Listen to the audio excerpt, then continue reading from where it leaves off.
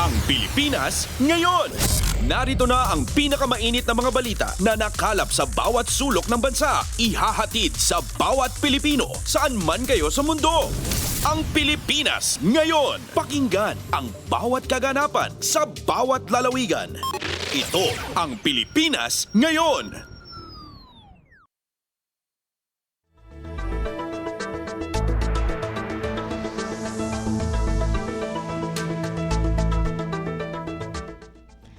Magandang araw po sa ating mga tagapakinig. Welcome po ulit sa ating programang Ang Pilipinas Ngayon. Ito po ang inyong lingkod, Steph Vicente. Samahan niyo po ako sa kabuuan ng ating palatuntunan.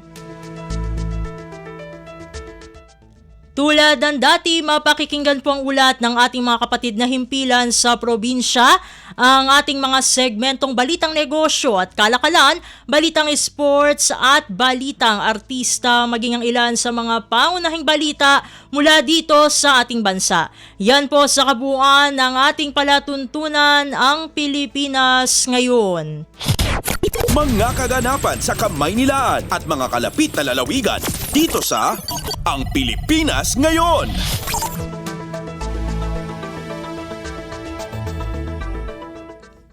Sa mahalagang balita, Pangulong Ferdinand R. Marcos Jr. nagbabala sa mga trader na magtatangkang magmanipula ng presyo o manamantala ng mga magsasaka. Ang detalye ng balita ihahatid sa atin ni Raquel Bayan.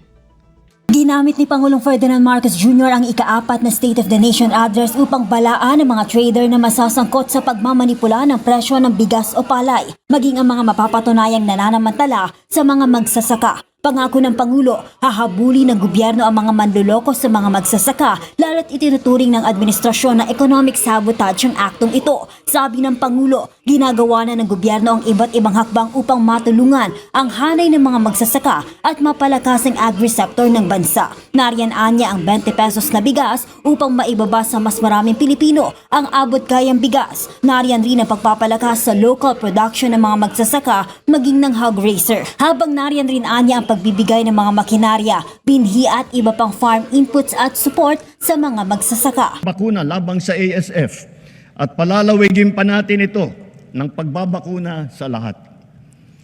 Pinataas natin ang produksyon ng palay, mais, pinya, saging, mangga, kape, kakao, kalamansi, tubo, sibuyas, bawang at iba pang mga agricultural products.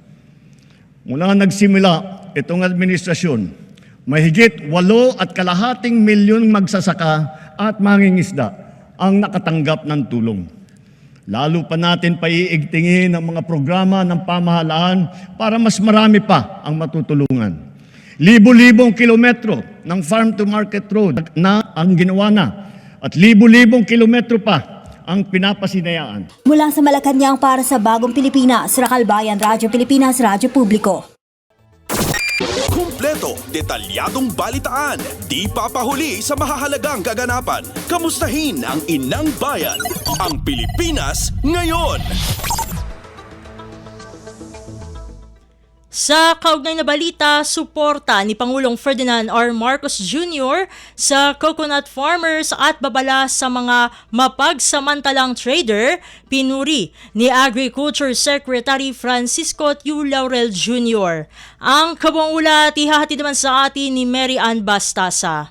Suportado ni Agriculture Secretary Francisco Tiu Laurel Jr. ang panawagan sa Kongreso ni Pangulong Ferdinand R. Marcos Jr. na amyendahan ang Coconut Farmers and Industry Trust Fund Act para mas maging angkop ito sa pangangailangan ng mga magsasaka at mapalakas ang export ng produktong niyog. Kasama ito sa mga binanggit ng Pangulo sa kanyang State of the Nation address. Ayon sa kalihim, napakahalaga na hakbang na ito para maisalba ang coconut industry, lalo na't karamihan sa mga puno ng niyog ngayon ay matanda na. Git niya kung hindi ito maaaksyonan agad, maaring tuluyang humina ang industriya sa pagtatapos ng termino ng Pangulo dahil sa kakulangan sa replanting efforts. Dagdag pa ng kalihim, isa rin positibong hakbang ang layunin ng administrasyong makapagtanim ng hanggang 100 milyong puno ng niyog sa buong bansa na nabanggit din sa zona ng Pangulo. Kasabay nito, pinuri ng kalihim ang babala ng Pangulo sa mga rice trader na bumibili ng palay sa bagsak presyo na ani maituturing ng economic sabotage.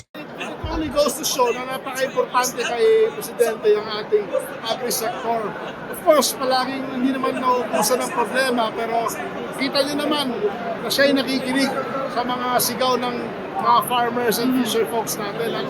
At kita niyo naman na ina-address naman niya yung sitwasyon para nga mapasolve ang problema para mapabuti. Tiniyak rin ni Secretary Chu Laurel na agad ipatutupad ang mga utos ng Pangulo kasunod ng SONA. Ilan sa mga unang hakbak ang pagtatayo ng mega food hub sa susunod na taon at ang pagsusulo ng mga reforma sa batas gaya ng Rice Tarification Law. Samantala, patuloy din pinalalawak ang programang Benteng Bigas na target maabot ang kalahati ng sambayanan pagdating ng Enero ng 2026. Mula sa Quezon City para sa Bagong Pilipinas, Merian Bastasa, Radyo Pilipinas, Radyo Publiko. Pasada ng mga balita mula sa Pilipinas para sa mga Pilipino saan man sa mundo. Ang Pilipinas ngayon.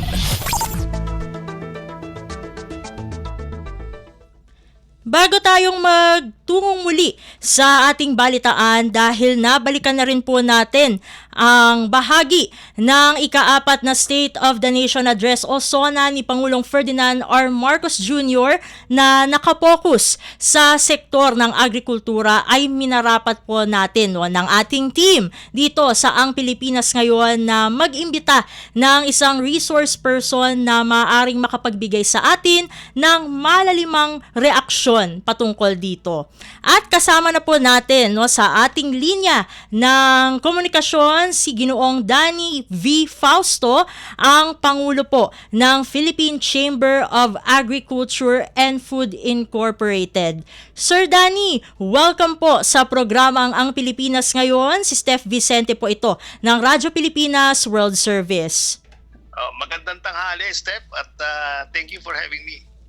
Ayun, maraming salamat pong muli Sir Danny sa pagpapaunlak sa aming imbitasyon. Medyo hihimay-himayin lang po natin yung mga nabanggit po ni Pangulo kasi ito nga pong sektor ng agrikultura ay isa dun sa mga una niyang binigyang focus sa naganap na SONA kahapon. Kung ating pumatatandaan, nanawagan ang Pangulo sa mga negosyante na mamuhunan sa ating agriculture sector.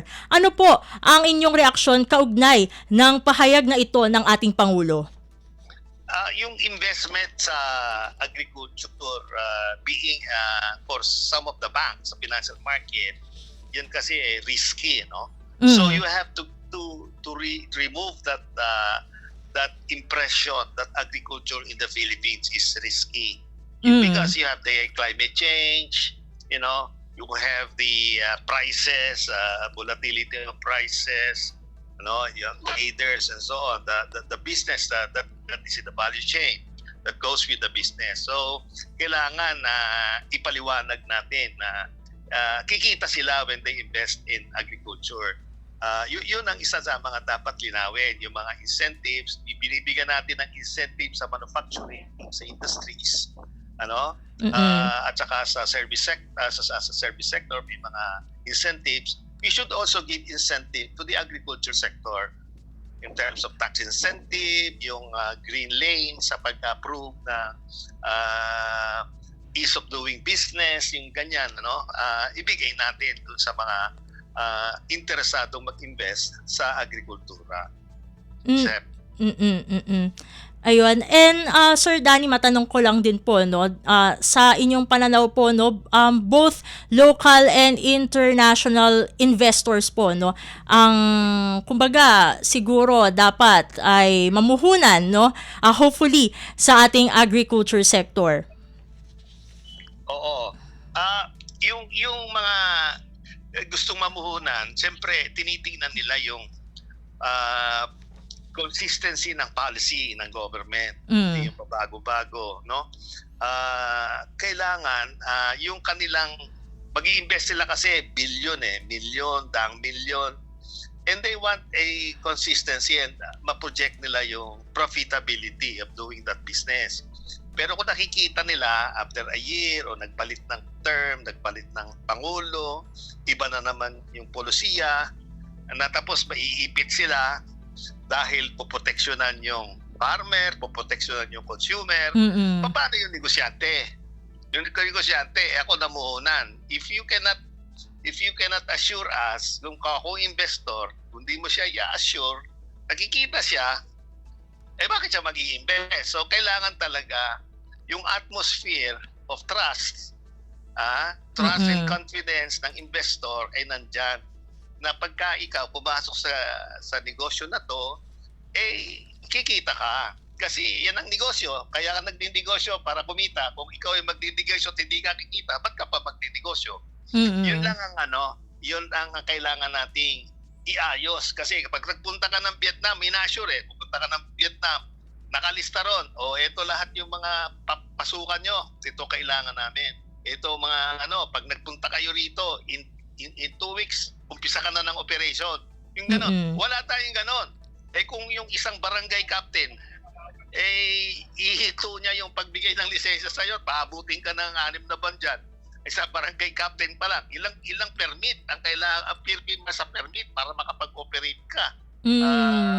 Yung ease of doing business, kailangan ang investor meron siyang nakikita na madaling magnegosyo sa Pilipinas, kikita tayo.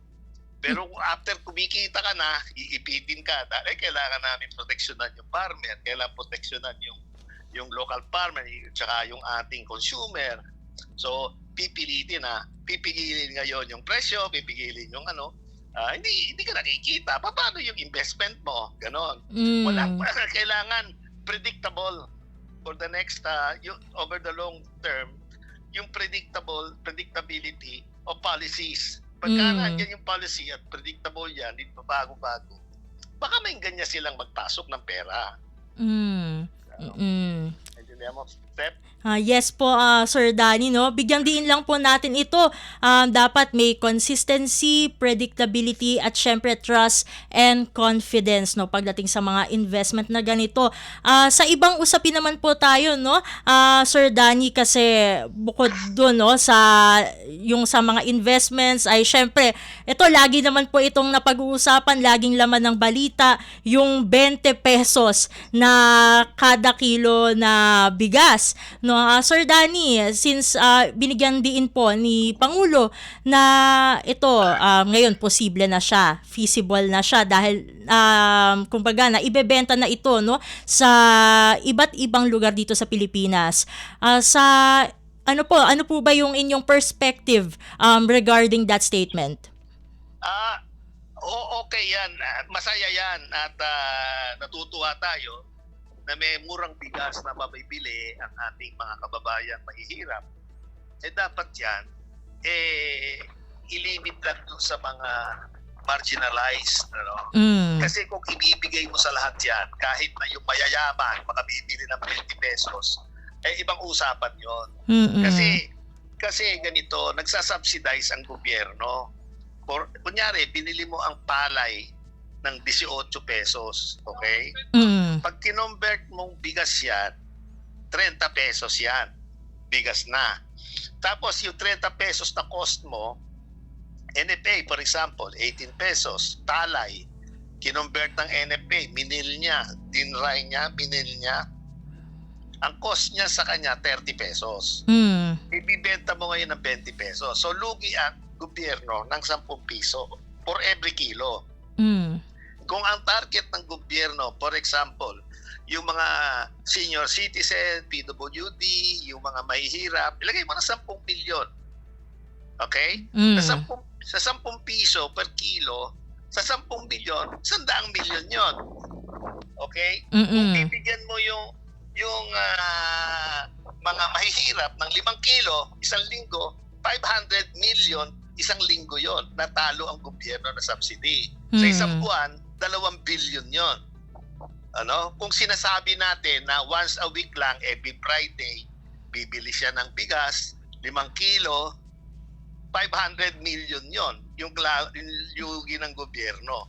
Ngayon, ang worry ko dyan sa 20 pesos, kung kayang isustain talaga ng pera ng gobyerno, maaaring sa mind natin ay sustainable, pero yung fiscal space, yung ating deficit, yung ating revenue source na mga taxes at saka mga tariff, yung ating income tax and everything, customs, fees, nakuha natin is not enough to Mm. pay for the subsidy. So uutang ka ngayon Mm. para bayaran yon.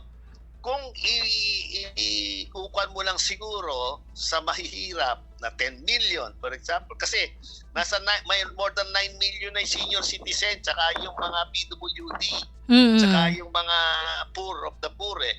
Mm. Ilagay mo ng 10 million ang Pilipinong mo ng 20 piso per kilo. Mm. O di ba? Di meron kang abono na 10 piso bawat isa. Kung 10 million yan, 10 million bawat kilo. O, sala 10 million na kilo. Mm. O sa isang linggo, 5 kilos for example, di ba? Di 500 million, isang linggo. Once a week, bibenta ka ng 20 pesos. 2 billion yon sa buwan. Mm. Yun ang gastos ng gobyerno. Pinag-uusapan lang natin once a week sa 5 kilo. Gusto nila pati yung minimum wage earner and everything.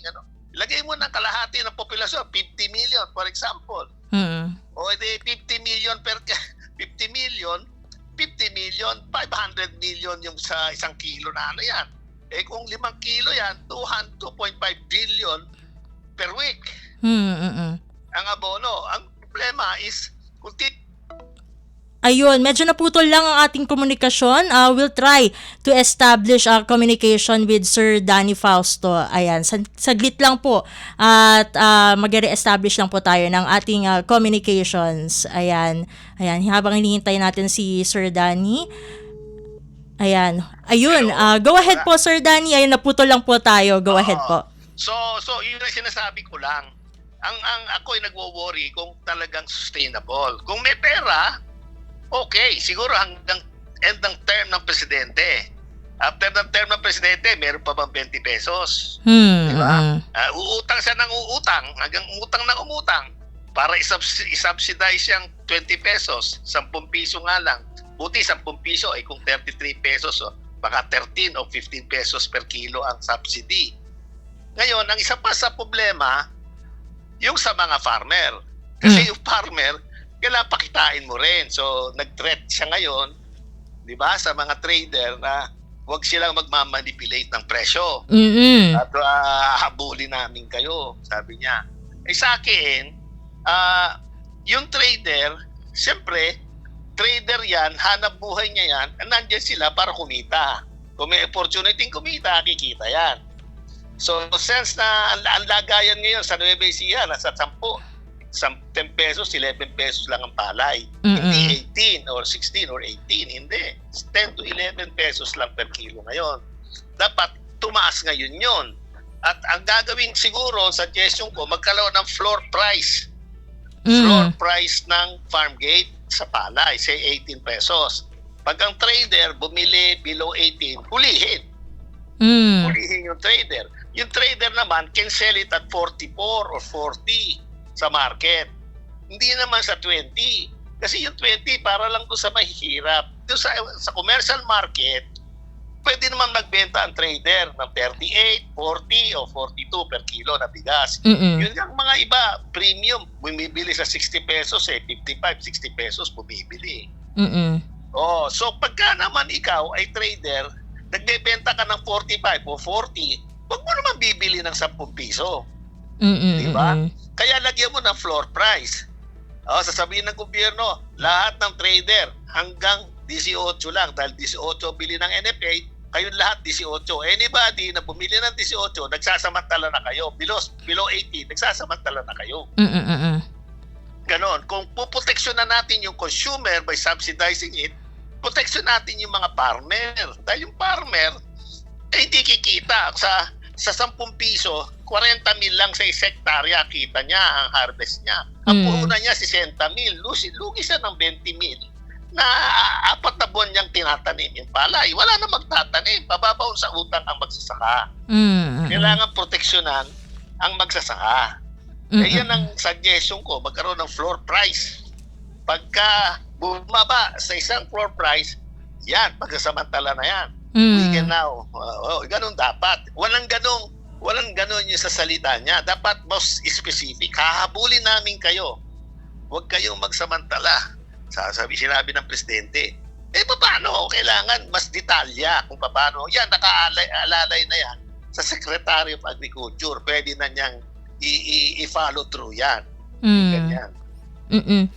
Step? Yes. Sir Danny, no, kaugnay po niyang nabanggit po natin, no, na syempre kahapon nga po ay nagbigay babala ang ating Pangulo dito nga dun sa mga mapagsamantalang traders, no, kumbaga ay ito po bang pananamantala na ito, no, kung sakali lang po, Sir Danny, tama po ba na tawagin itong economic sabotage? Oo. Pwede tawagin yan kasi kung ibebenta ng trader sa 40 pesos, samantalang NFA nagbebenta ng 20 pesos, bakit ang 40 pesos bibilin mo ang palay ng 10 piso? Pagsasamantala yun. Pagsasamantala yun. Pwede, kasi ang rule of thumb, pag 40 pesos ang bigas mo, 20 pesos ang palay mo. Bakit bibilin mo ng 10, 10 pesos, 11 pesos? Yun ang lakaran ngayon sa Nueva today. Yan ang lakaran ngayon dan. Nasa 10, 11 pesos lugi. Ngayon, sasabihin ng mga trader, o di na lang kami magte-trade. Di na muna kami bibili. Mag-close shop muna kami. Suspend muna operation namin. Magninegosyo na lang muna kami ng iba. So, mawawala yung mga trader. Saan kayang pupunta ang farmer? Saan magbebenta? Hindi naman kayang bilhin ng NFA lahat. Nasa 5% to 10% lang kaya niyang bilhin ng total production. Paano yung iba? Saan sila pupunta? Yun ang kailangan na ayusin. At nakikita ko naman na kayang-kaya yan ni Secretary Laurel. Sasakit ang ulo niya, pero kaya niya yan.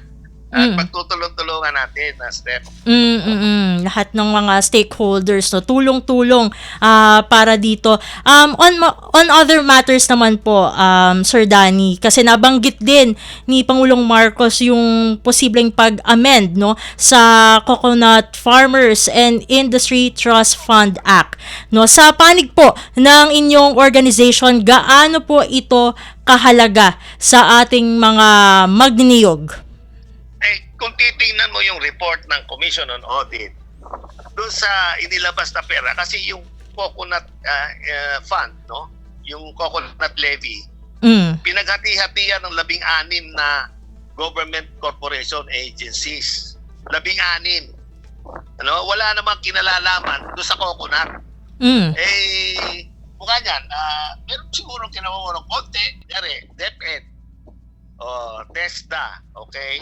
Tapos, Land Bank, DBP, ATI, yung mga yan. Kailangan, dun sa management group that decides on the use and disbursement of the Coco Levy Fund, hindi representative ang coconut farmer. Walang representasyon. Ang nando doon, DBM, Department of Finance, at saka, sino ba isa? DBM, Department of Finance at isa pa. Sila yung nagpapatakbo. Treasurer. The Treasurer of the Philippines, DBM, and DOF. Yun ang nagdi-decide paano i-release. Wala naman silang naiintindihan sa ground kung ano nangyayari sa coconut levy. Pinaghati-hatian yung pera ng 16 na ehensya. Doon i-distribute. Dapat na sa isang ahensya lang siguro sa Philippine Coconut Authority, doon lang bigay. At maglagay ng representative from the coconut farmers. Dahil coconut farmers ang may-ari ng pondo, ba't hindi sila representative doon sa management na nagde-decide kung paano di-disperse yung pera? Yun. Kaya kailangan talaga i-amend at yung mga ahensya na hindi naman talaga directly involved sa coconut, bigay na lahat sa Coconut Authority yan siguro para mas mabilis ang implementasyon at magkaroon ng tulong yung mga coconut farmers. 3.5 million yung mga farmers na yan. Mga, in terms of people, mga 13-14 million Filipinos ang umaasa dyan sa coconut farming. At medyo tatalon ulit tayo Sir Danny, no? Kasi syempre bilang kayo po, no, ay pangulo ng isang organization na may kinalaman sa agrikultura, para po sa mga hindi po nakakaalam, ano-ano po yung mga, kasi nabanggit nyo nga po kanina na tulong-tulong, no, lahat ng stakeholders sa agriculture industry, no, pagdating sa mga concerns patungkol sa naturang sektor.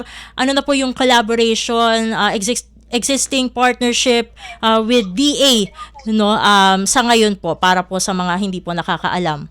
Yung aming Philippine Chamber of Agriculture, more than 48 agricultural sectors yan. Baboy, manok, itlog, bigas, mais, mangga, sibuyas, lahat yan, malunggay, lahat yan, kakao, coffee, lahat yan, kasama sa chamber. At halos every 45 days, nagmi-meeting kami nila, secretary.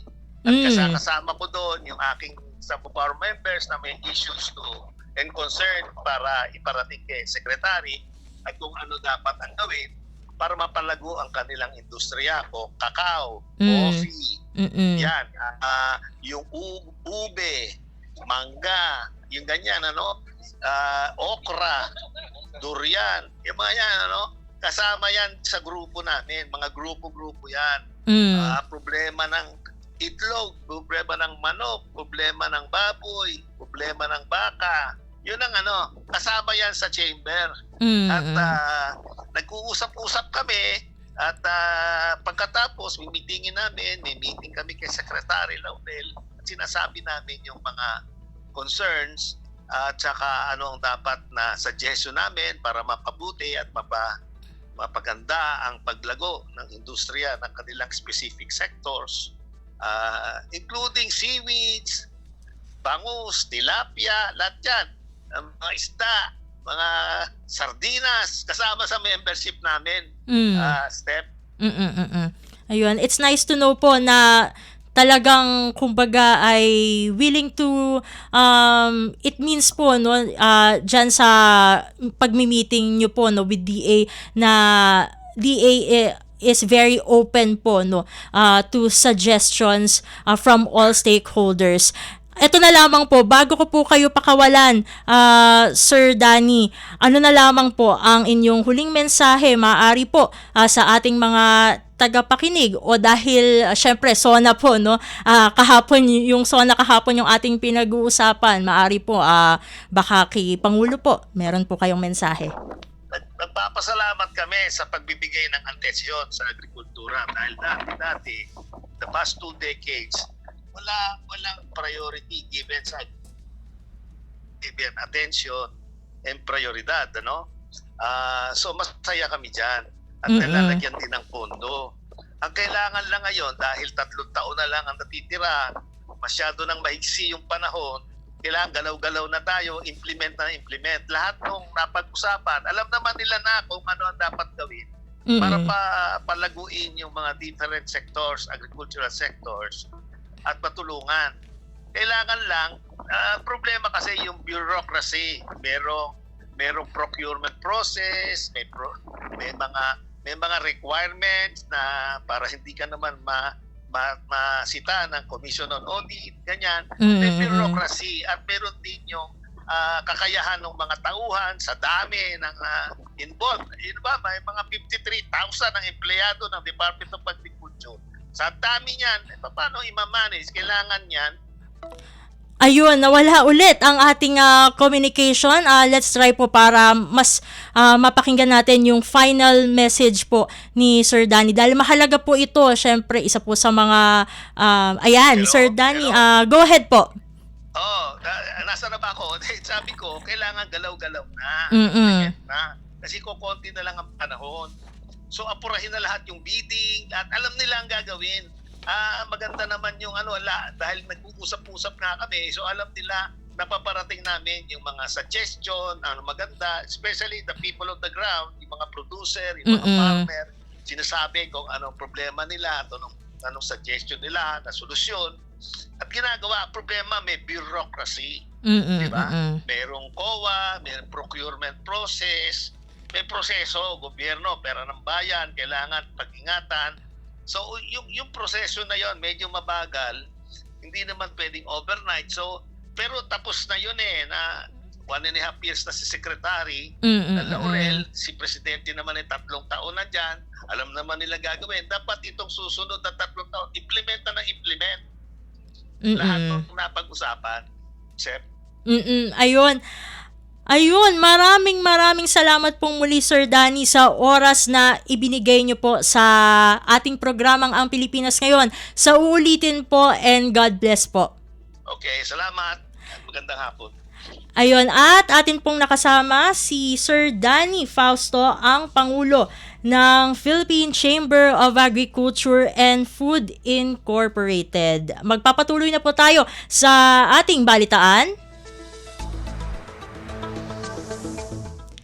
Sa iba pang mga ulat, itotodo na ng Administrasyong Marcos ang lahat sa 3 taon pang termino ni Pangulong Ferdinand R. Marcos Jr. Sa kanyang ika-4 na State of the Nation Address o SONA, inilatag ni Pangulong Marcos ang mga susunod na plano sa kanyang panunungkulan bilang pinuno ng bansa.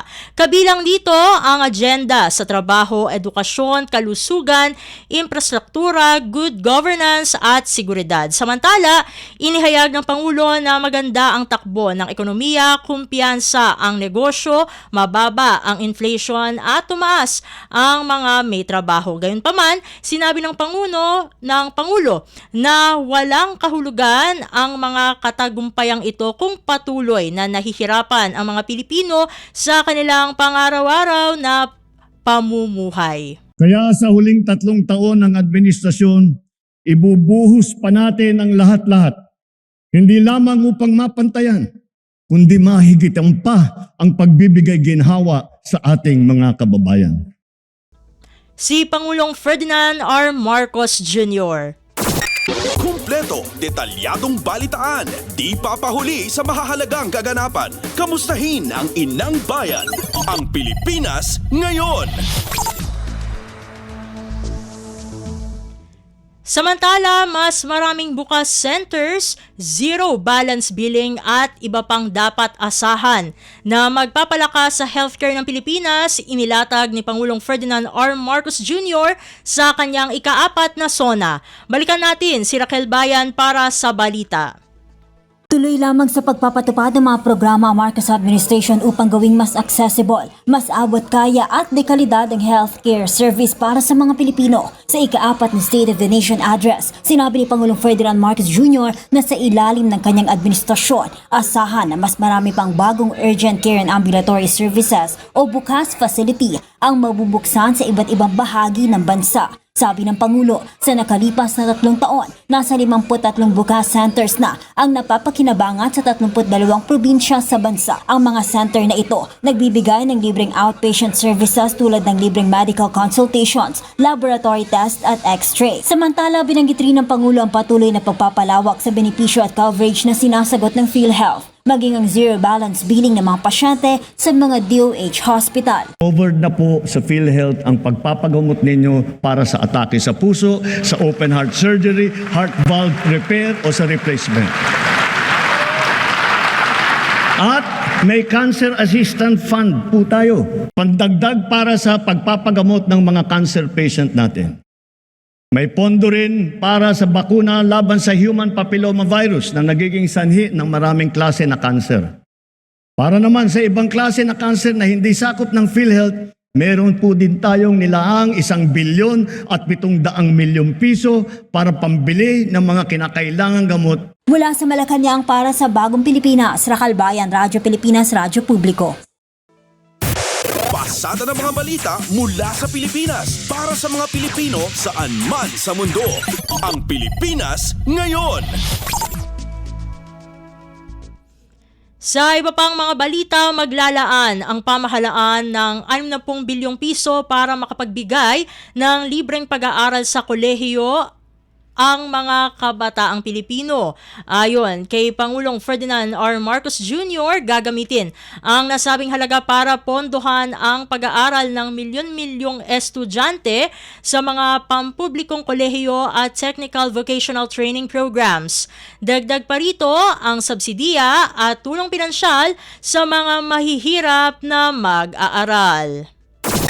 Kumpleto, detalyadong balitaan, di papahuli sa mahahalagang kaganapan. Kamustahin ang inang bayan, ang Pilipinas ngayon. Samantala, muling tiniyak ni Pangulong Ferdinand R. Marcos Jr. ang pangako ng administrasyon sa pagpapaganda ng kalagayan ng mga guro sa pampublikong paaralan sa bansa. Binigyang diin ng Pangulo ang mas magaan na gawain, dagdag sahod at mas malawak na career opportunities. Iginiit ni Pangulong Marcos na ang guro ang nananatiling nasa puso ng edukasyon sa bansa.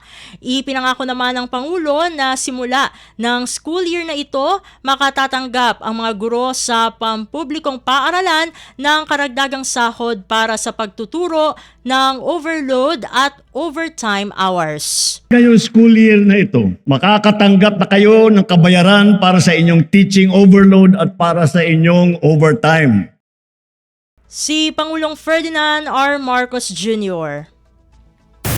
Pasada ng mga balita mula sa Pilipinas para sa mga Pilipino saan man sa mundo. Ang Pilipinas ngayon. Sa kaugnay na balita, ikinatuwa naman ni Department of Education o DepEd Secretary Sonny Angara ang pagbibigay pansin ni Pangulong Ferdinand R. Marcos Jr. sa edukasyon sa kanyang SONA. Bihiraan niya na binibigyang pansin ang issue ng edukasyon sa talumpati. Ibinigyang diin ng Pangulo ang pagpapagaan ng mga pasanin na kinakaharap ng mga guro at estudyante. Pinuri rin ng kalihim ng edukasyon ang pag-anunsyo ng Pangulo ng isang bagong college scholarship program na sinabi ni Pangulong Marcos na makatutulong sa pag-ahon sa mas maraming Pilipino mula sa kahirapan. Sinabi pa ni Pangulong Marcos sa kanyang SONA na magbibigay siya ng Presidential Merit Scholarship sa mga high school graduate na tumatanggap ng mataas na karangalan. Ang mga detalye ng programa ng scholarship kasama ang saklaw nito at pamantayan sa pagiging karapat-dapat ay hindi pa ilalabas. Gayunpaman ay nagpahayag si Angara ng optimismo na ang inisyatiba ay magpapadali ng access sa mas mataas na edukasyon. Kumpleto, detalyadong balitaan, di papahuli sa mahahalagang kaganapan. Kamustahin ang inang bayan, ang Pilipinas ngayon. Sa iba pang mga ulat, 200 planta ng kuryente tatapusin sa susunod na 3 taon ng kanyang administrasyon, ayon kay Pangulong Ferdinand R. Marcos Jr. 1 milyong kabahayan mabibigyan ng kuryente sa taong 2028 sa pamagitan ng Solar Power Home System. Ang detalye ng balita ihahatid sa atin ni Alvin Baltazar. Ipinahayag ni Pangulong Ferdinand R. Marcos Jr. na nasa may 200 planta ng kuryente ang tatapusin ng pamahalaan sa susunod na 3 taon. Ay sa Pangulo, kaya nitong makapagpailaw sa 4 na milyong kabahayan o mahigit na 2,000 pabrika at halos 7,000 tanggapan at negosyo. Sinabi ng punong ekutibo na pipilitin ng DOE at ng National Electrification Administration na makabitan ng kuryente ngayong taon hanggang 2028 ang mga kabahayan sa mga lugar ng Quezon, Camarines Norte, Palawan, Masbate, Samar, Negros Occidental at sa Zamboanga del Sur. 1 milyong kabahayan sa pagtatapos ng 2028, sabi ng Pangulo, ang magkakaroon na ng kuryente sa pamamagitan ng Solar Power Home System. Pagpasok niya ng kanyang administrasyon, sabi ng punong ekutibo, ay nasa higit 5 milyon ang mga bahay na wala pang kuryente, pero pagkatapos ng 3 taon ay nasa 2.5 milyon ang kabahayan ang nakabitan ng kuryente. Pakinggan natin si Pangulong Ferdinand R. Marcos Jr. Sa susunod na 3 taon, halos 200 planta ang ating tatapusin. Ito ay may kakayahan magpailaw sa 4 na milyong kabahayan o sa mahigit na 2,000 pabrika sa halos 7,000 tanggapan at negosyo. Mula sa Palasyo ng Malacanang para sa Bagong Pilipinas, Alvin Baltazar, Radyo Pilipinas, Radyo Publiko. Pasada ng mga balita mula sa Pilipinas para sa mga Pilipino saan man sa mundo. Ang Pilipinas ngayon. Samantala, nagbabala naman si Pangulong Ferdinand R. Marcos Jr. na i-veto niya ang panukalang 2026 national budget kung hindi nito makasusunod sa National Expenditure Program o NEP. Sabi ni Pangulong Marcos, wala siyang pipirmahang kahit anong General Appropriations Act o GAA na hindi alinsunod sa priority program ng administrasyon at kumukonsinti sa maling paggamit ng pondo. Therefore, for the 2026 national budget, I will return any proposed general appropriations bill that is not fully aligned with the national expenditure program. And further, I am willing to do this even if we end up with a reenacted budget. Hindi ko aaprubahan ang kahit anong budget na hindi alinsunod sa plano ng gobyerno para sa sambayanang Pilipino. Pangulong Ferdinand R. Marcos Jr. Kumpleto, detalyadong balitaan, di papahuli sa mahahalagang kaganapan. Kamustahin ang inang bayan, ang Pilipinas ngayon. Sa iba pang mga ulat, pinasalamatan naman ni Pangulong Ferdinand R. Marcos Jr. ang mga Overseas Filipino Worker o OFW sa kanyang ika-4 na State of the Nation Address o SONA. Ayon sa Pangulo, naipamalas ng mga OFW ang angking galing, kabutihan at puso ng Pilipino sa lahat ng sulok ng daigdig. Una nang iniulat ng Bangko Sentral ng Pilipinas na lumaki ang mga personal remittances mula sa mga OFW ng 2.6% na umaabot sa mahigit 3 bilyong dolyar o higit sa 171 billion pesos noong Pebrero 2025. Mas mataas ito kumpara sa 2.95 billion dollars o 167 billion pesos na nairehistro noong Pebrero ng taong 2024. Pasada ng mga balita mula sa Pilipinas para sa mga Pilipino saan man sa mundo. Ang Pilipinas ngayon. At iyan ang mga maiinit na kaganapan para sa araw na ito. Samantala, ating antabayanan ng mga ulat mula sa ating mga kapatid na himpilan sa probinsya para sa regional news sa pagbabalik ng Ang Pilipinas ngayon makalipas ang ilang paalala. Paliwanag mo sa tao na hindi totoo yan. Dahil ang totoo, yung totoo ang dapat ninyong malaman.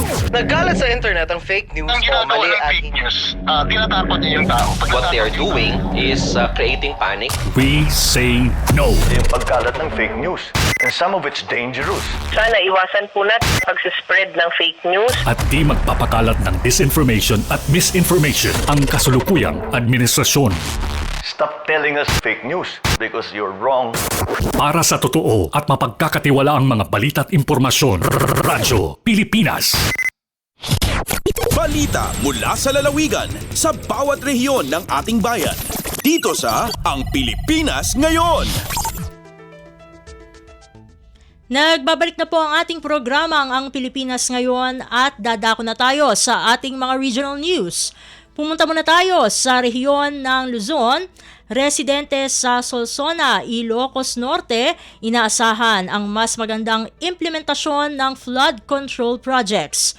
Ang kabuang ulat ihahatid sa atin ni Rani Dorilag mula sa Lawag. Mangnamnama ti maysa kadagiti residente iti barangay Mananteng iti ili ti Solsona, Ilocos Norte ti umiso apan nakarami digiti flood control projects kalpasan anay baga ni Presidente Ferdinand R. Marcos Jr. apalpak dagiti flood control projects iti may kapat nga State of the Nation address na iti Kalman. Dediket gapo takayat ni Rochelle Agoto Ramos maysa barangay ranger officer amaurnusen ti parikutda iti Paraglayos iti lugar da agraman ti duapay a barangay iti nasaw nga ili noglepyas ti Tina River ako mamkamang iti Padsan River. Kunana nga dati na perdi adike iti lugar da rason ang malayos ken madadael dagiti mula da iti pagtatalunan. Inayon ni Ramos nga damit ten ti tignay iti lokal gobyerno iti nasao nga ili para iti panakatarimaan ti flood control project baben ti panagkiddaw da iti gobyerno probinsyal ken ti national government para iti proteksyon dagiti umili. Iti suna ni Presidente Marcos sinalangad na dagiti agipat patungpal ti flood control projects gaputa saan metlaing nga nagbain kadagiti umili ang nakaperdyan ti balayda gaputi palpak a proyekto. Mula sa Radyo Pilipinas Lawag,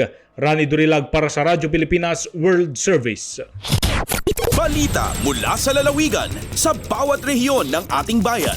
Dito sa Ang Pilipinas Ngayon. Inyong napakinggan ang ulat ni Rani Dorilag mula sa Lawag. Puntahan naman natin ang Agoo. Bagyong Emong nagdulot ng malaking pinsala sa lalawigan ng La Union. Narito si Albert Kawile para sa balita. Agtultuloy ti panakidangadang ti probinsya ti La Union iti epekto ti bagyo nga Emong. Aningeg tinapig sa atudo ken angin iti probinsya. May basar ti kaudyat a report manipod iti Provincial Disaster Risk Reduction and Management Office. Umabot iti 270 may sa barangay tinapektaran, 36,600 a pamilya, uno sang agasot 7,000 nga individual tinapektaran. Bayat adagiti kang ronan nga infrastruktura ti transportasyon ket agtaltalinad a functional, dakkel apang nakasinga kadagiti nasken a serbisyo ti naipadamag. Maysa adakkel a karit ket tinasakna pa panakapukaw ti kuryente a mga pektar iti dakkel a paset ti probinsya. Pito ang munisipyo ti Sudipan, Bangar, Balawan, Luna, Bacnotan, San Gabriel, ken San Juan ti mapaspasaran ti nananay a panakapukaw ti kuryente. Ti ili ti Bawang ken siyudad ti San Fernando ti nangipadamag iti agarop 70% ti panakasinga ti serbisyo ti kuryente. Karaman kadagiti panakadadael ti pagtangan ti 335 partially damaged ken 25 a totally damaged nga istruktura. Ti nakarkulo a panakadadael ket umabot ti 1 ken 2 milyon a pesos para iti infrastruktura, 10 milyon para iti agrikultura, ken 86,000 para kadagiti taraken. Agtultuloy ti assessment ken relief efforts ti gobyerno provincial. Manipod RP Ago, Albert Kawile para iti Radyo Pilipinas World Service. Balita mula sa lalawigan sa bawat rehiyon ng ating bayan. Dito sa Ang Pilipinas Ngayon. Inyong napakinggan ang ulat ni Albert Kawile mula sa Agoo. Dakuin naman natin ang rehiyon ng Kabisayaan. Mas maraming TESDA scholars inaasahan sa Eastern Samar. Ang detalye ng balita ihahatid naman sa atin ni Penelope Pomida mula sa Borongan. Ginlalauman nga magdudugang pan kadamuhan mga scholar han Technical Education and Skills Development Authority TESDA ha Eastern Samar, kasunod han pahayag ni Presidente Ferdinand Marcos Jr. haya ikaupat nga State of the Nation Address kunsona kundin iya ginsumat nga mag-aalokar ang gobyerno hin 60 billion pesos nga pondo para han libreng edukasyon ha mga pampubliko nga kolehiyo ngan technical vocational nga kurso. Sumalakan TESDA Eastern Samar Provincial Director Dr. Antonio Waniwan, dako ining oportunidad para mga kabataan ha probinsya.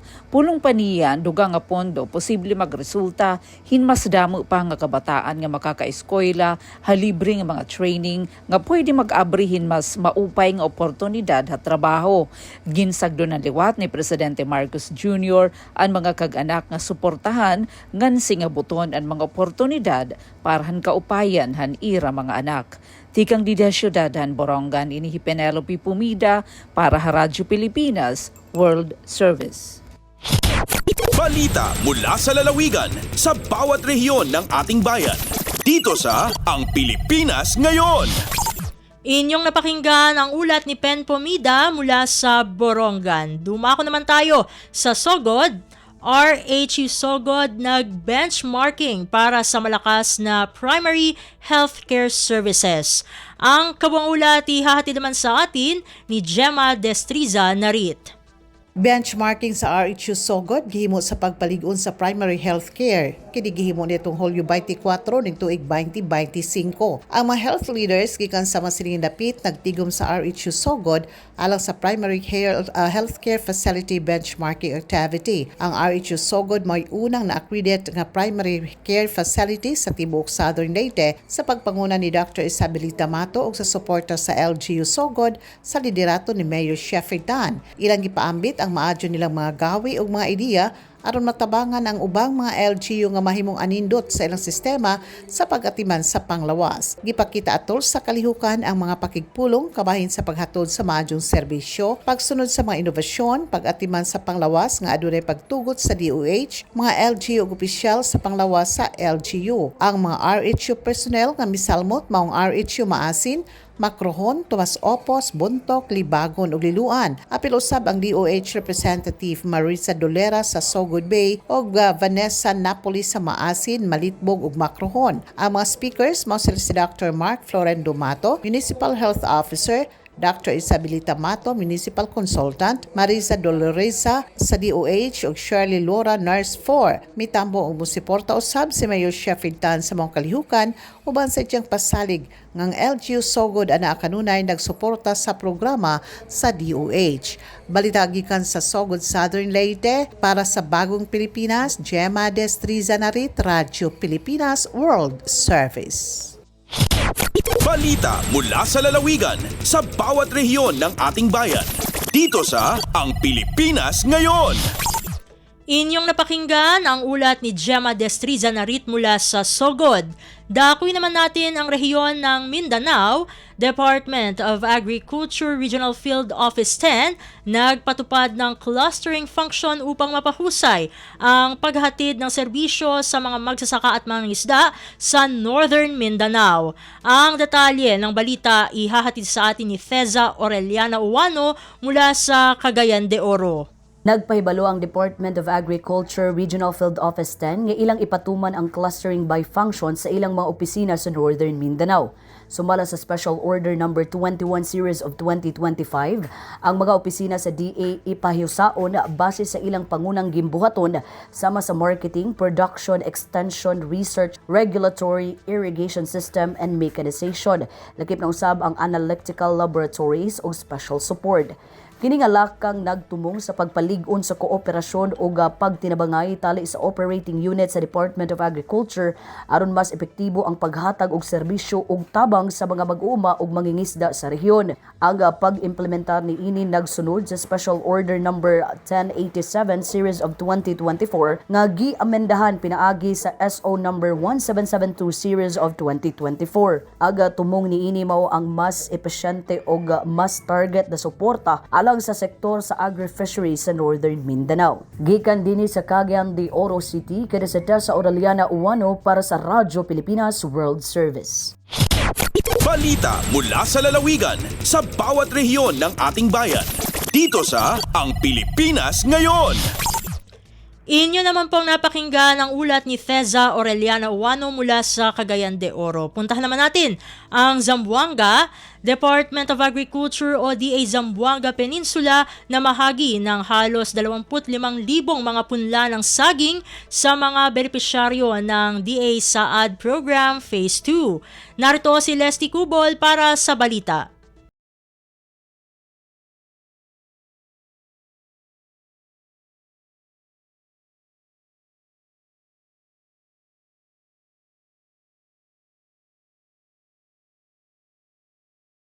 Nagatidad og mokapin sa 1 milyon ka pesos. Ang mga magumang nakadawat sa similya mao ang mga benepisyaryo sa DA Special Area for Agricultural Development o DA Saad Program Phase 2 sa Zamboanga del Sur ug sa Zamboanga del Norte.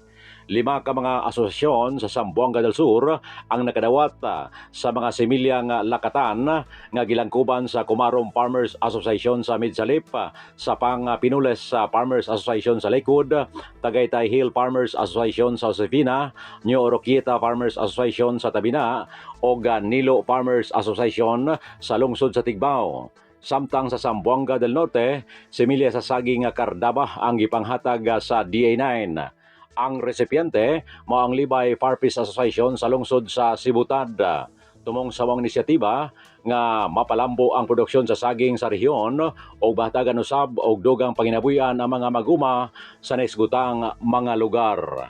Gikan diri sa Radyo Pilipinas Zamboanga, kini si Leslie Cubol para sa Radyo Pilipinas World Service.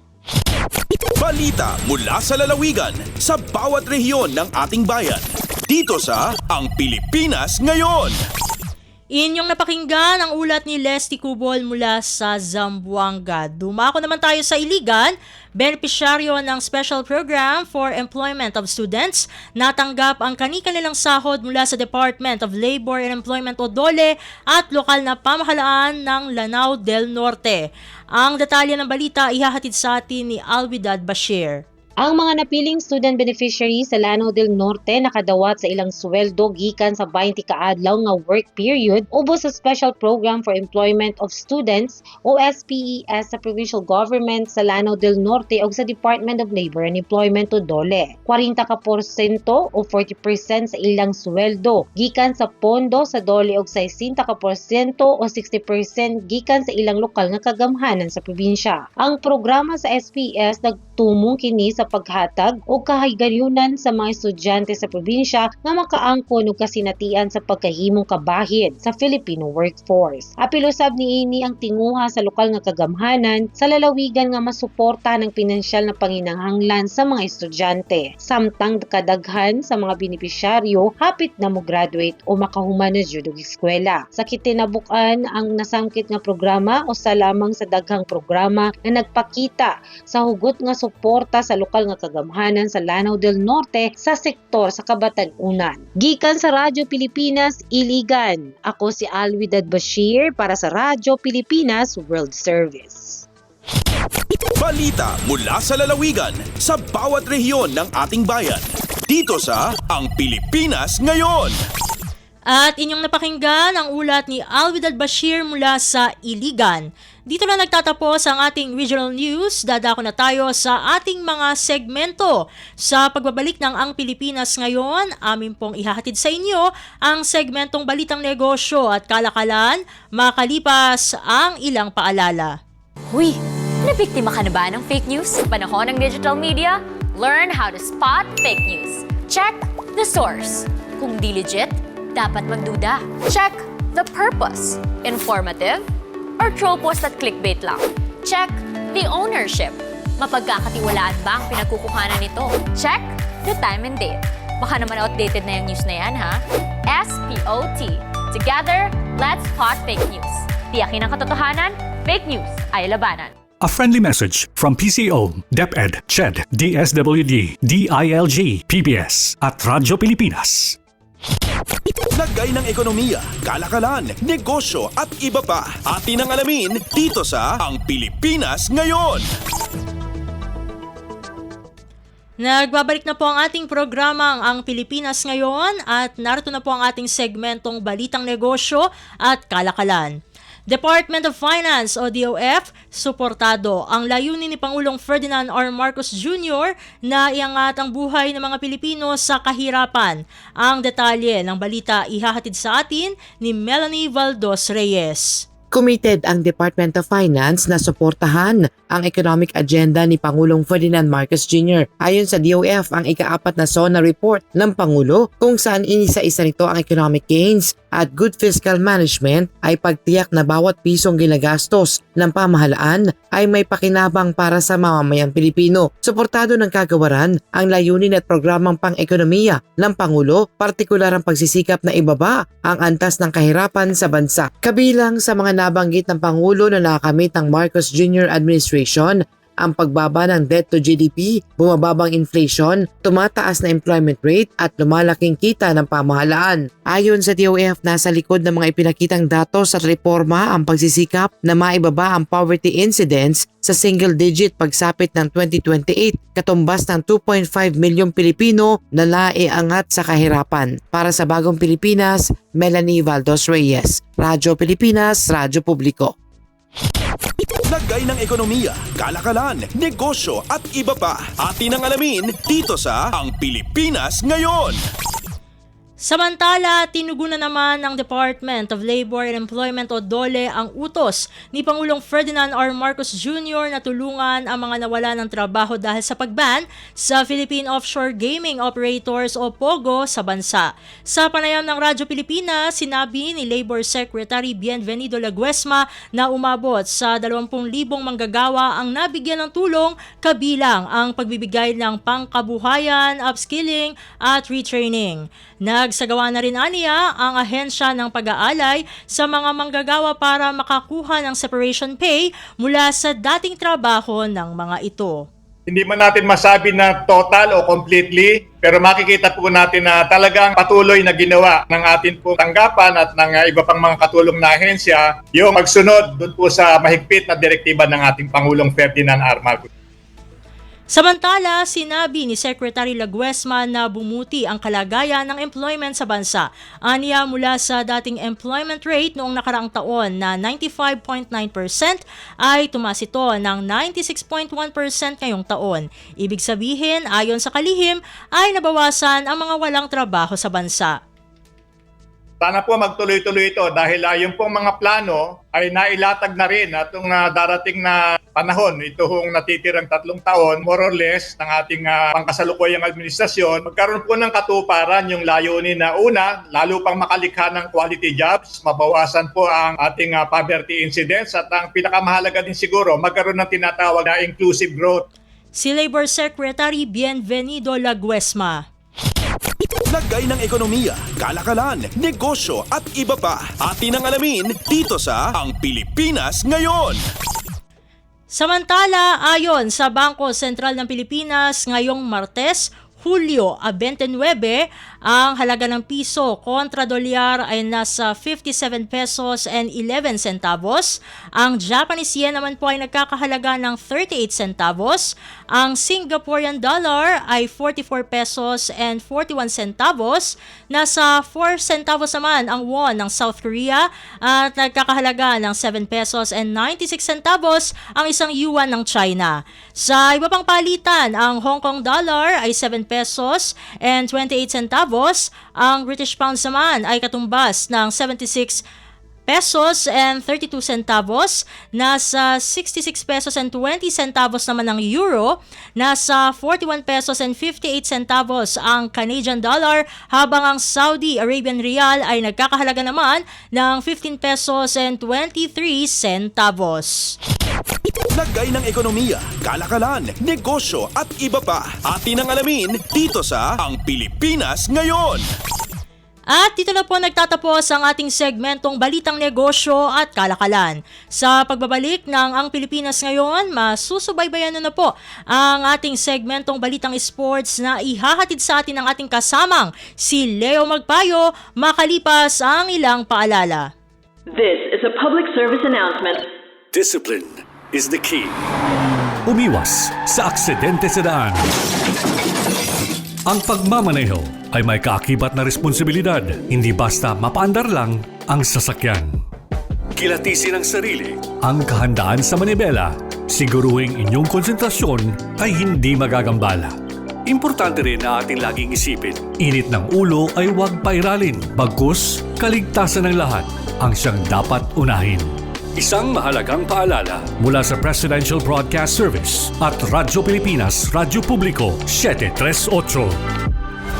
This is a public service announcement. Public service announcement from PBS, Presidential Broadcast Service at Radyo Pilipinas, Radyo Publiko, 738. Updates at pinakahuling mga usapin sa mundo ng palakasan. Atin ang pakinggan dito sa Ang Pilipinas Ngayon.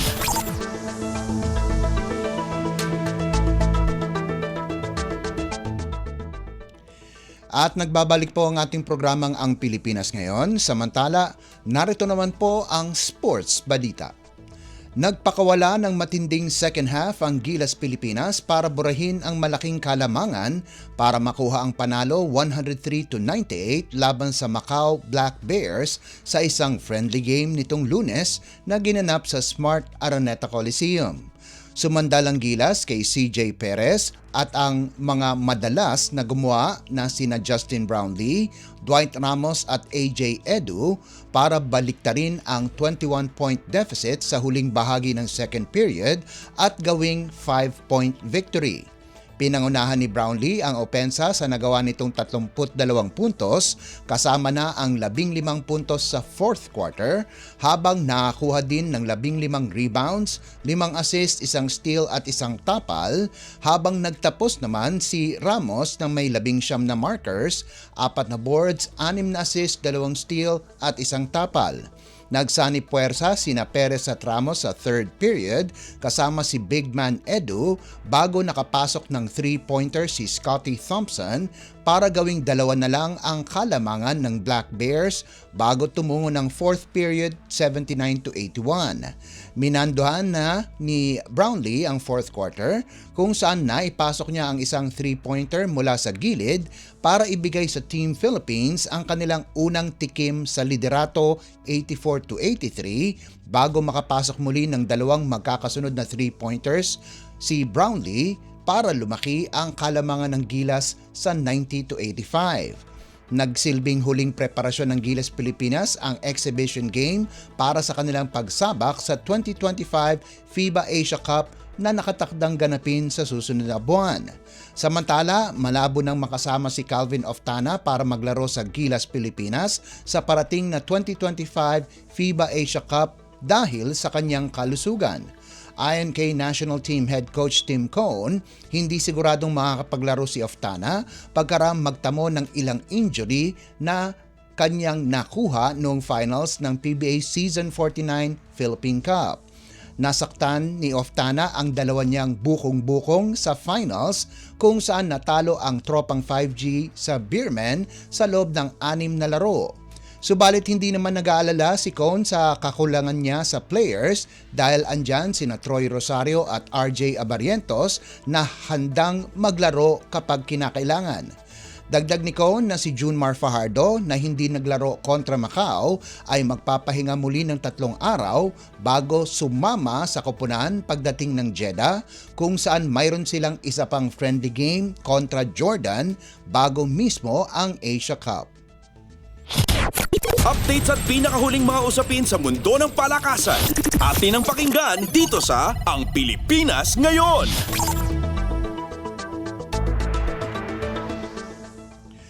Bigo si Filipina tennis star Alex Ayala kontra Marketa Vondrosova ng Czech Republic 3-6, 6-1 at 6-2 nitong Lunes sa first round ng Canadian Open sa Montreal. Pagkatapos kunin ni Ayala ang first set, siniguro ni world number 65 Vondrosova na bumawi sa mga susunod na set kung saan naging dominante ito sa larong inabot ng 2 oras at 6 na minuto. Abante si Vondrosova sa service aces kumpara kay Ayala 7-0. Nanguna din si Vondrosova sa service points na napanalo at pati na rin sa return serve points won.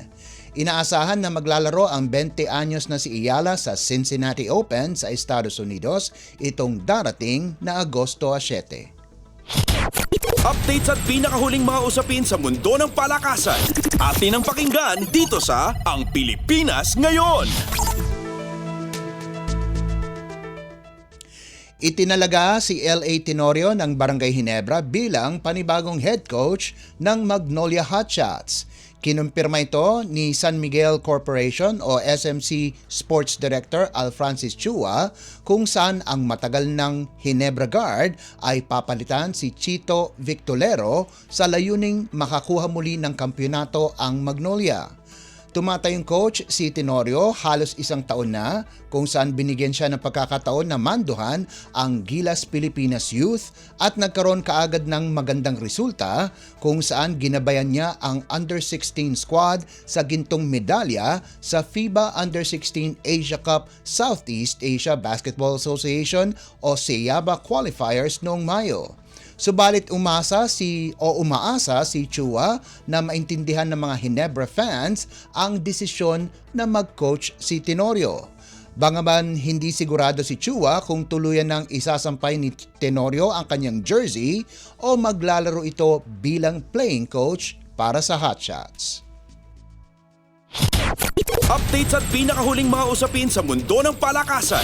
Atin ang pakinggan dito sa Ang Pilipinas Ngayon.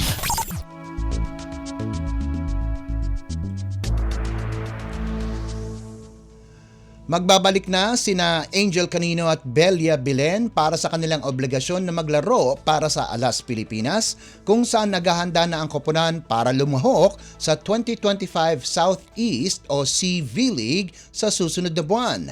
Kabilang ang 2 sa 15 babaeng koponan na ibinunyag ni Philippine National Volleyball Federation o PNVF nitong Lunes.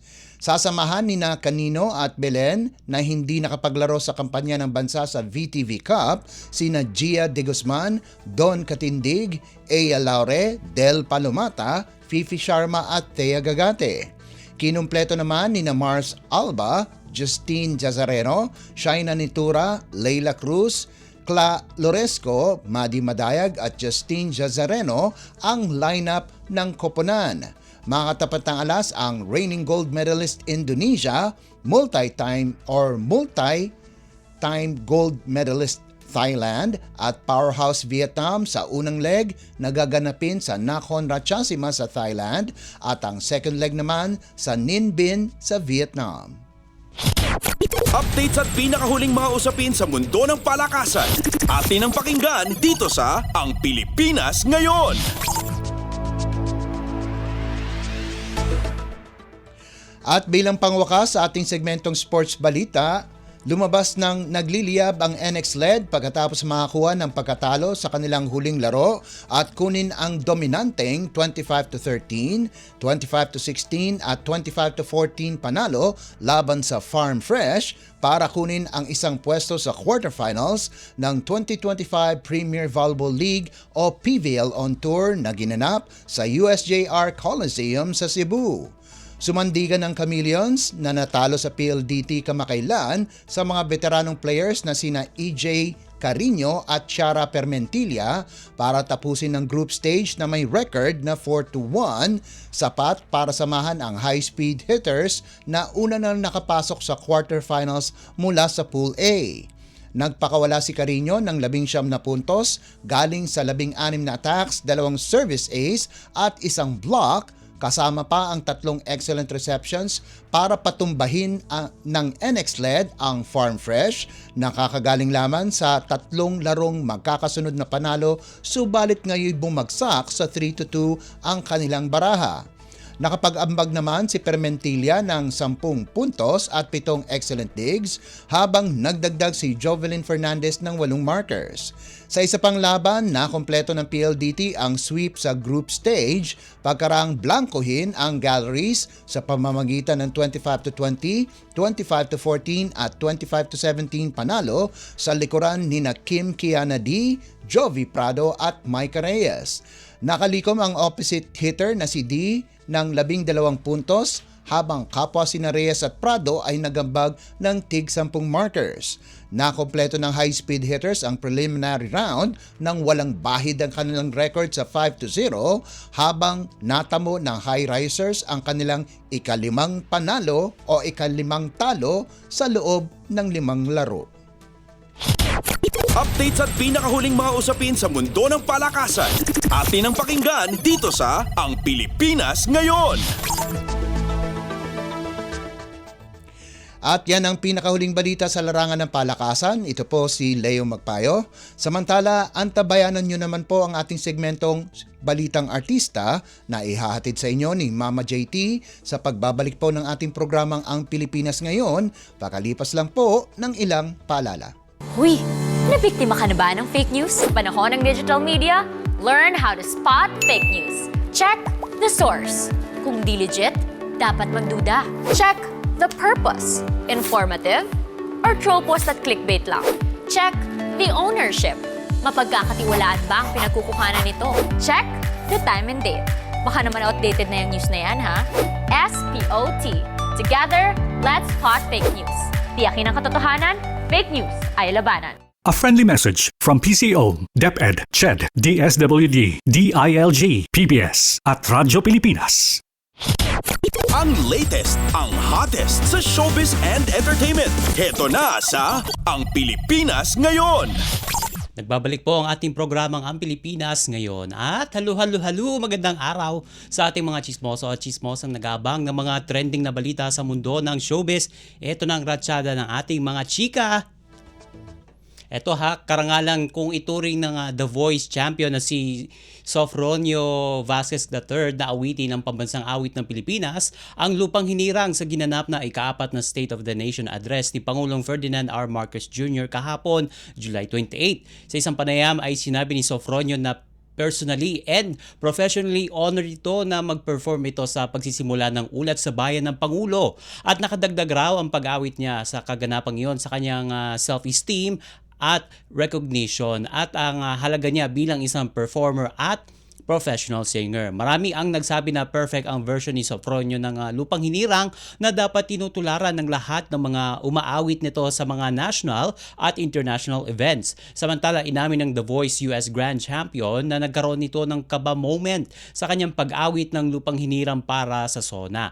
Pahayag ni Sofronio sa isang panayam, muntik na raw itong hindi makalunok sa kaba at bukod kay PBBM ay nakilala at nakausap din niya si First Lady Liza Araneta Marcos sa naganap na SONA 2025. Pagpapatuloy pa ng Pinoy Pride, quote and unquote, yung kaba ko sa competition iba sa kaba ko rito. Iba yung challenge kasi lahat ng tao alam mo yung kanta. So pag nagkamali ka, forever na yon. At hirit pa ni Sofronio, yung idea na mag-a-acapella was from Malacanang. I actually requested it to be with accompaniment, but they wanted it to be more simple, more patriotic. That's why they decided it to be a cappella. Sabi pa ng The Voice US Grand Champion. At ito nga si Sofronio Vasquez III ang itinanghal kasing grand winner sa 26 season ng The Voice sa Amerika sa ilalim ng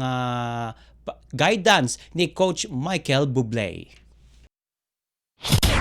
Ang latest, ang hottest sa showbiz and entertainment. Heto na sa Ang Pilipinas Ngayon.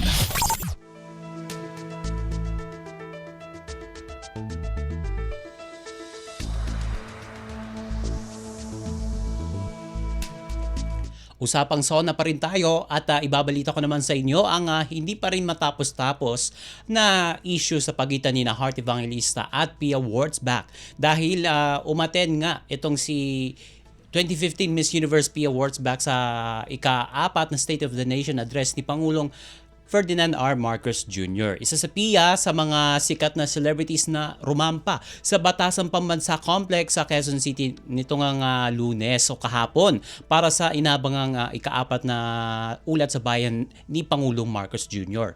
Ago eksena ang kanyang white fitted dress with matching Filipiniana butterfly sleeves. Meron din siyang suot na brooch na may bandera ng Pilipinas at kasama niyang kasamang dumalo ni Pia sa naturang SONA si Overseas Workers Welfare Administration o OWA Administrator Patricia Yvonne P.Y. Kaunan. Isa naman si Pia sa mga celebrity ambassador ng mga proyekto ng OWA kaya maliwanag kung bakit nandoon siya sa naturang event. Sa pagdalo ng TV host actress sa nasabing event ay muli silang naintriga ng kapuso actress at international fashion icon na si Heart Evangelista. Umattend din kasi itong si Heart sa ika-4 na SONA ni Pangulo kasama ang kanyang asawang si Senator Chis Escudero na muling nahalal bilang Senate President para sa pagbubukas ng 20th Congress.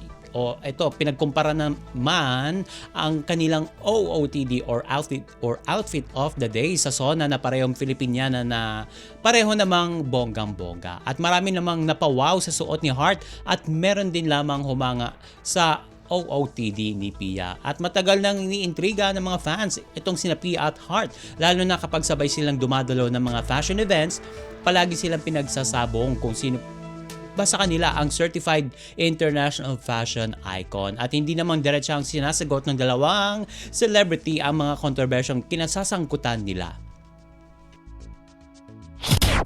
Ang latest, ang hottest sa showbiz and entertainment. Heto na sa Ang Pilipinas Ngayon.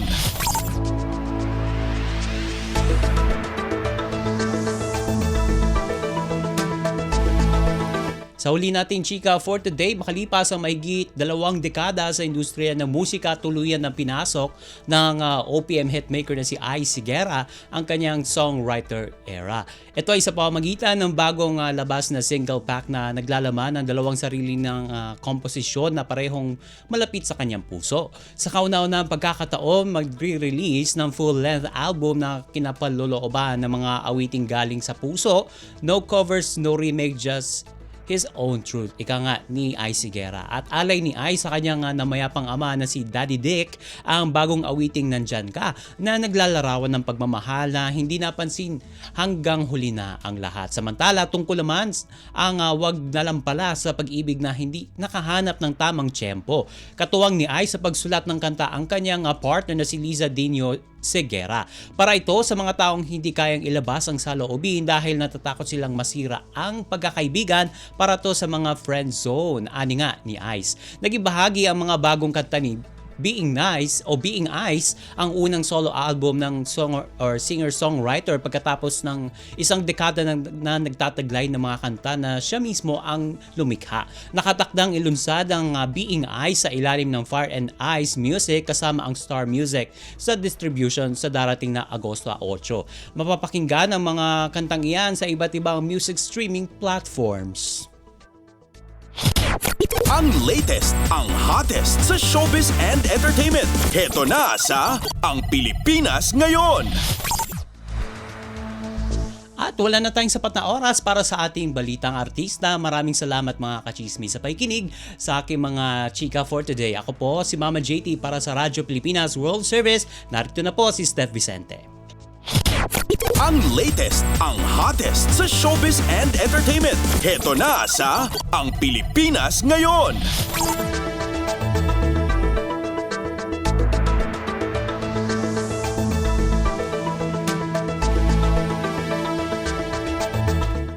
At inyo pong napakinggan ang ating segmentong Balitang Artista. Yan po ang kabuuan ng ating programa para sa araw na ito. Samantala, magpapasalamat na tayo sa ating mga nakasama sa studio na sina Milo Jonella, Susan Aison, Hiro Lucero at Anthony Pimentel. Maraming salamat din sa ating executive producer para sa araw na ito na si Jerome Toledo. Salamat din sa mga naghatid ng mga ulat mula sa Kamaynilaan at mga probinsya. Pinasasalamatan din natin syempre ang mga naghatid sa atin ng segmentong Balitang Sports na si Leo Magpayo at ang segmentong Balitang Artista na si Mama JT. At syempre, maraming salamat sa ating station manager na si Mr. Ray Sampang. Maraming salamat po hanggang sa susunod na edisyon ng ating palatuntunan. Huwag kalimutang mag-like, mag-follow at mag-subscribe na sa mga social media account o page ng Radyo Pilipinas World Service upang maging laging updated sa mga mahalagang balita. Ito pong muli ang inyong lingkod, Steph Vicente. Mabuhay po tayong mga Pilipino. At yan ang Pilipinas Ngayon. Muling samahan sa parehong oras at alamin ang pinakahuling mga kaganapan at balita saan man kayo naroon. Ang Pilipinas Ngayon.